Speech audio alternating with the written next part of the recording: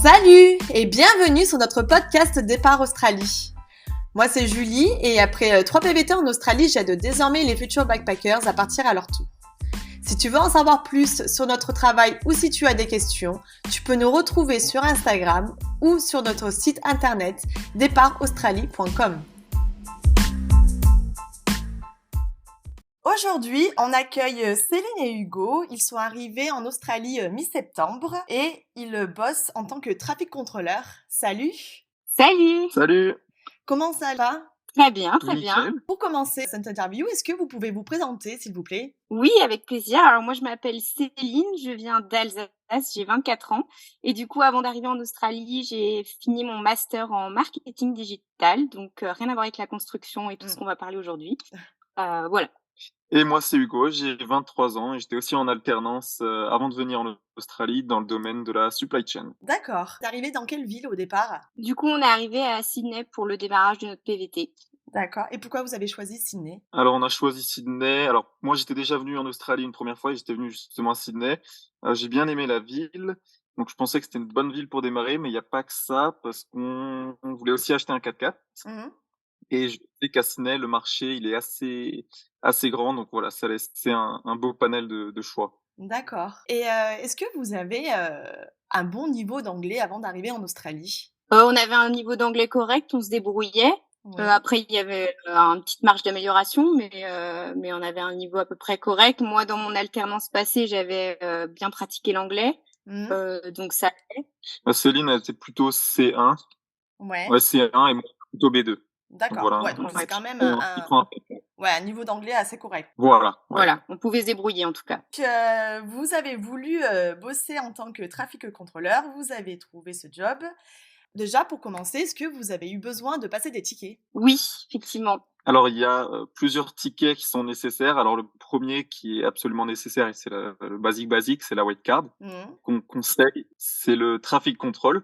D'accord. Et le traffic management implementer. Alors, le traffic control en lui-même suffit, mais en fait, on a plus de bagages si on a le traffic management implementer. Donc, c'est-à-dire qu'on peut installer nous-mêmes les panneaux. D'accord. Et le premier ticket, ça consiste à quoi? Tout simplement à pouvoir être sur la route et pouvoir indiquer la circulation aux véhicules qui passent sur la route. C'est vraiment le classique.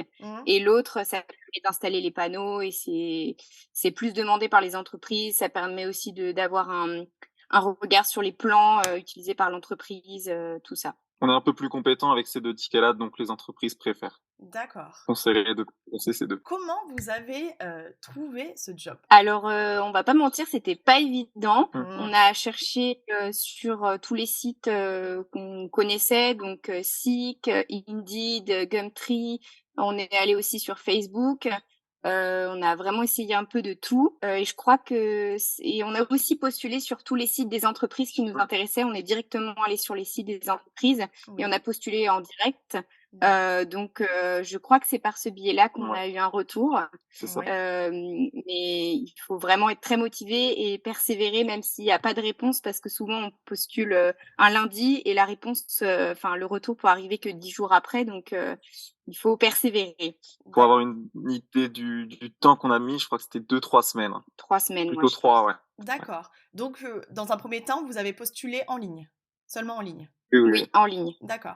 Et ensuite, vous avez eu un retour et est-ce que vous avez eu un entretien? Alors pas pour cette entreprise. On a eu un appel téléphonique pour vérifier que c'était du sérieux, avoir plus d'informations sur nous, mais c'était pas un entretien, c'était vraiment juste pour savoir si on était toujours disponible, toujours intéressé, mais juste un appel téléphonique. Et après, on nous a indiqué le matériel à acheter et tout simplement, on a acheté le matériel et puis on s'est rendu au point de rendez-vous qu'on avait fixé, quoi.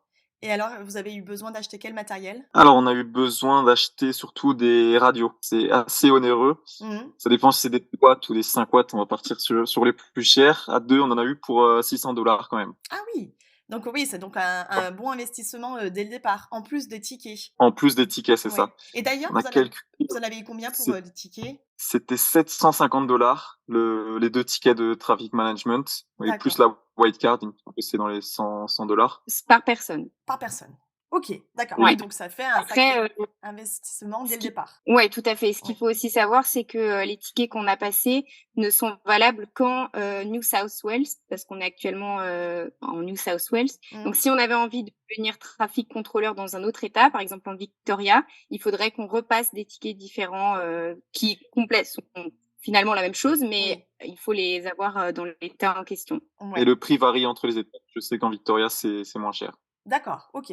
Donc le New South Wales, ça fait partie des plus chers ou vous savez ou pas? Je sais pas trop, mais vu le prix, Je pense Ouais. que ça fait partie des plus chers parce que Oui. le Victoria, on avait regardé, c'était, 150-200 ouais, quelque chose comme comme le ça. White Card, qu'on avait passé à Sydney, quoi. D'accord. Ah oui, d'accord, ouais, donc ça fait quand même une sacrée différence, ouais, de prix. Juste pour ajouter une dernière chose sur le matériel à acheter, il y a aussi les chaussures de sécurité. Ouais, Alors ça, on les trouve les pas chers et les chers, hein. Pour les pas ouais. chers, on va à Kmart et c'est Mmh. très bien. Mais étant donné qu'on était plus de 10 heures par jour dedans, on a préféré mettre le prix et en avoir des bonnes, quoi. Le prix à peu près des chaussures de sécu? Entre 180 et 200 $ pour nos paires, D'accord. Ah chacun. ouais, OK. Est-ce que vous avez besoin aussi d'une tenue? Le t-shirt, fluo, Alors, oui, pour du les coup, habits? c'est obligatoire d'avoir un t-shirt haute visibilité, donc jaune pour les traffic contrôleurs avec, des lignes, fluorescentes dessus. Mmh. Ça, c'est obligatoire, il faut que ce soit à manches longues, pour protéger du soleil. Mmh.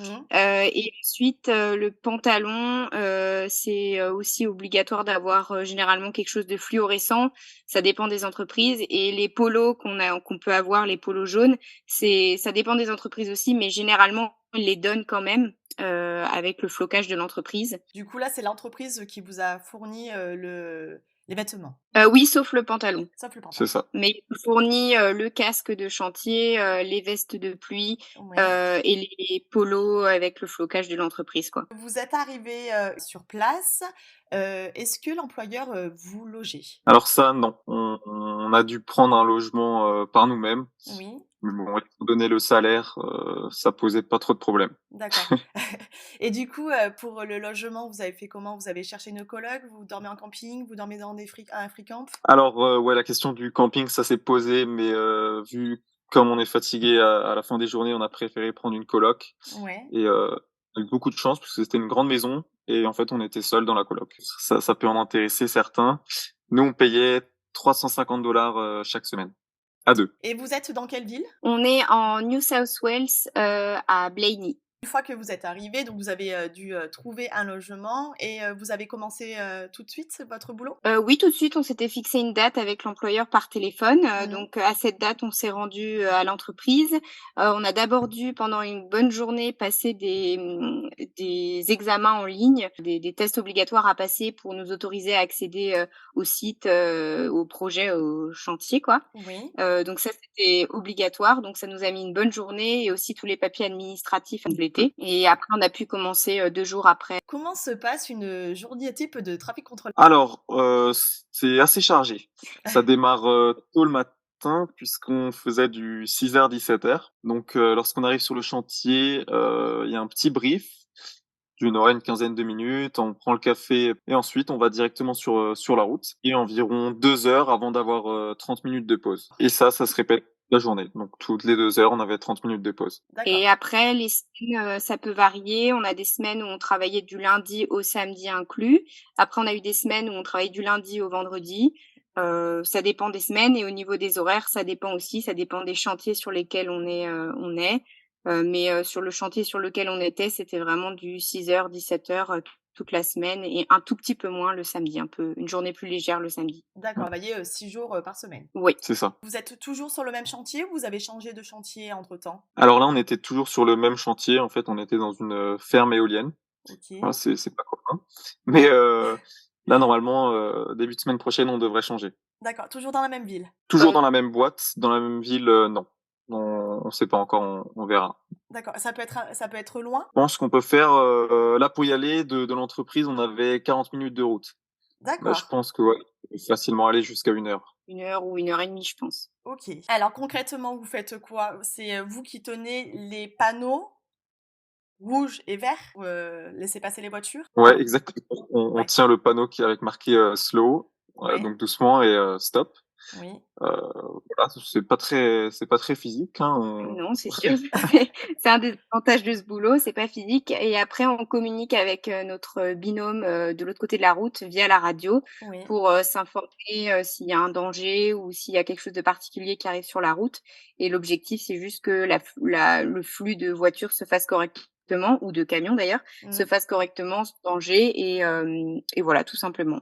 D'accord. Binôme, c'est toujours vous ou vous êtes avec une autre personne? Alors automatiquement, ils nous ont mis ensemble parce que voilà, on a plus de facilité à communiquer ensemble Oui, bien plus qu'avec des simple. Australiens Mmh. forcément, surtout que c'est par talkie-walkie. Oui. Mais durant les pauses, oui, ça arrive qu'on travaille pas ensemble puisque quelqu'un va remplacer Céline et moi, en attendant, bah, je vais travailler avec cette personne. Est-ce que vous travaillez, même quand il pleut, même quand il fait, 40 degrés, sous toutes les conditions météorologiques? Alors on travaille sous la chaleur, ça, il y a pas de maximum de température à atteindre pour arrêter ou quoi que ce soit. On est obligé sous la chaleur et sous le soleil. Ouais. Sous la pluie aussi, mais ça dépend à quel point la pluie est intense.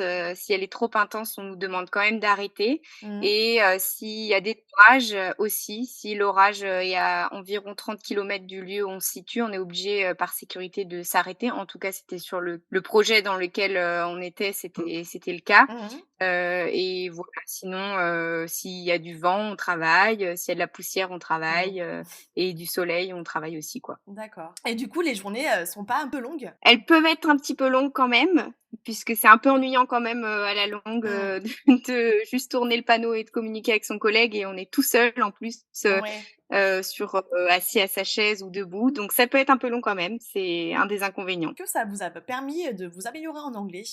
Alors si, on a quand même, chacun progressé de notre côté en anglais. Que voilà, en communiquant, par exemple, le matin, hein, quand on arrive, on prend le café avec les collègues. Ça va pas être grand chose, mais, on s'améliore quand même de jour en jour. Et d'ailleurs, est-ce qu'il y a d'autres Français ou d'autres backpackers dans cette boîte? Alors il y a beaucoup, beaucoup de backpackers d'après ce qu'ils nous ont dit Ouais. et en fait, ils aiment ça parce que, bah, ils ont la niaque, quoi. Ils sont motivés à travailler Mmh.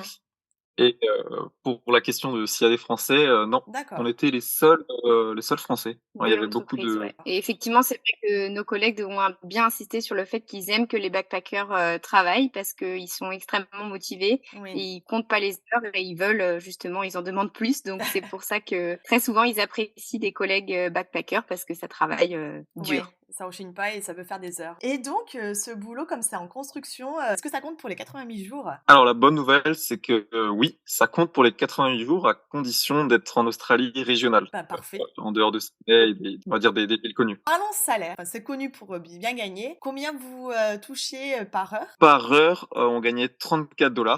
Alors tout Mmh. ce que je vais dire là, c'est brut, important de préciser. D'accord. Donc on gagnait 34 $ de l'heure jusqu'à 8 heures de travail. Oui. Passé ces 8 heures de travail, on gagnait 47 $ de l'heure. Ce qui vous fait combien par semaine? Alors je vais juste rajouter encore le week-end. Le week-end, on était payé 60 $ de l'heure Ah oui. et en moyenne, ça faisait plus ou moins d'heures selon les semaines, mais, en 6 semaines, on était en moyenne aux alentours des 2 000 $. Ah oui, donc ce qui fait un bon salaire. Donc tout ce que vous avez payé au départ a vite été, rentabilisé. Oui, ouais, quand même, justement, c'est pour ça qu'on a absolument aucun regret d'avoir pris Oui. cette décision et je crois que la meilleure semaine qu'on ait faite, donc vraiment, au maximum des horaires en travaillant le samedi aussi, c'est, on a gagné chacun 2 300 $ la semaine. Ah Mmh. ouais, ouais. Donc vraiment pas mal, ouais. Ouais, effectivement. Donc on va passer à la troisième, la dernière partie, de l'interview.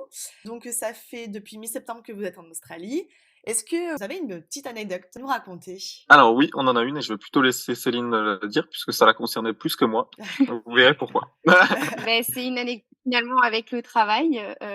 En fait, sur ce chantier d'éoliennes sur lequel on a travaillé pendant 1 mois et demi, 2 mois, Mmh. en fait, on recevait des petits cadeaux par les camionneurs qui étaient amenés à passer sur la route, qu'on contrôlait et Oui. donc on a reçu des muffins, on a reçu des sucettes, des Kit Kat, Trop et sympa. l'un des cadeaux que j'ai pu recevoir et pas Hugo justement, c'est un petit mot doux, pour m'inviter à communiquer avec cette personne, à se rencontrer si on avait envie. Donc Ah! il m'a transmis un petit mot, sur la route. Il m'a jeté un mot, de son camion Ah, jeté carrément. avec le numéro de téléphone et puis des petits compliments et puis voilà, donc c'est une anecdote quand même drôle, ça nous a bien fait Bah rire oui. et c'était tout à fait gentil, il a pas insisté mais voilà, ça fait rire quand même. Mais du coup, tu lui as répondu? Ou tu as ignoré complètement son message? Je l'ai jamais recroisé, je crois qu'il est jamais repassé donc non, j'ai pas envoyé de message, j'avais pas envie de lui faire de faux espoirs ou quoi que ce Ah bah, soit, bien mais sûr, oui, oui. mais ça nous a bien fait rire. On a quand Ouais. même, et puis sur son petit mot à la fin, il précisait bien, «S'il te plaît, si ça ne t'intéresse pas, n'en parle surtout pas Ah autour oui, de oui, toi». ça Donc c'est drôle, ouais. j'en Ouais, ai bah pas oui. parlé pour, respecter sa volonté. Donc il y a que Hugo Voilà. qui est au courant? Voilà, on C'est est que ça. tous les 2 au courant. Voilà. Enfin maintenant, bah, Et voilà, et ceux qui vont écouter le podcast. voilà, c'est ça. Pour, finir, cette interview, est-ce que, vous aurez, des, conseils à donner? Oui, alors nous, ce qu'on peut donner comme conseil, c'est de bien se renseigner avant de partir, sur, toutes les choses nécessaires à mettre en place quand on arrive en Australie. C'est quand même, beaucoup d'informations, donc surtout bien se Mmh. renseigner avant, comme ça on perd pas de temps en arrivant et justement, bah, si on veut faire trafic contrôleur, de tout de suite, passer ses tickets très rapidement. Il peut y avoir un délai important. Nous, on s'est inscrit, il faut attendre 2 semaines avant d'avoir une date de Ouais. formation, donc ça peut être un peu long, donc nous, on conseille de tout de suite s'y mettre, comme ça on Mmh. perd pas de temps et puis, d'être très motivé, Ouais, quoi. dernier conseil, partir avec une énorme dose de motivation puisqu'on Ouais. entend tout et rien à la fois. Il y en Mmh. a qui trouvent en un jour et d'autres qui vont retourner en France parce qu'ils n'auront pas trouvé, quoi. Ouais, ouais. Mais d'ailleurs, pour vos tickets, c'était des formations sur une journée ou c'est des formations sur plusieurs jours? Alors c'était des formations sur, 2 journées.